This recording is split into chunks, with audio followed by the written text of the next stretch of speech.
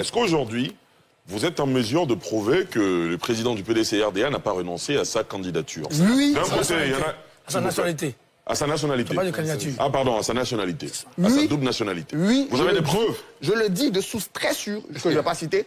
Mais, quand tu as renoncé à la nationalité française, ça apparaît dans le journal officiel. Parce que le porte-parole... Voilà. Le porte-parole officiel du Parti démocratique de Côte d'Ivoire, sur une chaîne de télévision, a dit que le président Thiam avait la nationalité ivoirienne et qu'il serait éligible. Il n'a pas répondu à la question de renoncer à la nationalité. Il a joué avec ça. Il blague. Il blague. Monsieur Thiam, je suis en mesure de vous dire aujourd'hui que Monsieur Tidiane Thiam n'a pas renoncé à la nationalité française. Donc, au moment où on est en train de parler là, je dis à tous les militants du PDCI, votre président là, il n'est pas exclusivement ivoirien. Et même ça me choque au-delà de la loi.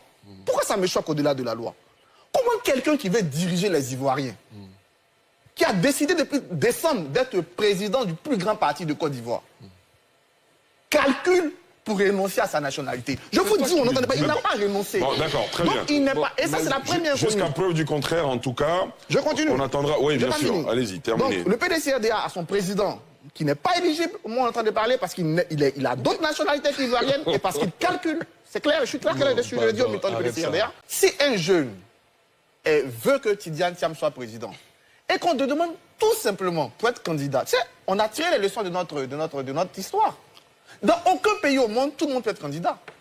Dans aucun pays au monde, tu vas demander à des gens d'être candidats s'ils n'ont pas la nationalité de ce pays. Ça n'existe pas. Mais connaissant l'histoire de notre pays, connaissant la sociologie de notre pays, qu'est-ce qu'on a fait dans notre constitution? Il y a des gens qui, par leur descendance, ascendance, ne peuvent être qu'ivoiriens.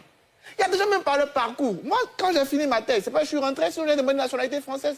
La Côte d'Ivoire dit, comme on a souffert de tout ça, mais en même temps, vraiment, on ne peut pas laisser quelqu'un qui n'est pas ivoirien nous diriger.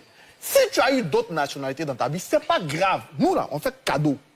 Il faut juste venir écrire que je ne veux pas. Et le pays qui t'a accepté, là, va écrire un papier pour dire, oui, il n'est plus. Mais si tu fais pas ça, c'est toi qui ne veux pas. Donc, le gars qui aime Thiam, il n'a qu'à se plaindre sur Thiam. Et c'est ce qu'il dit au président du PDC-RDA. Je dis globalement, c'est ça. C'est la faute. C'est pas la faute à la Côte d'Ivoire. La Côte d'Ivoire a déjà réglé ça. C'est la faute à celui qui ne veut pas ou qui refuse de le faire parce qu'il calcule.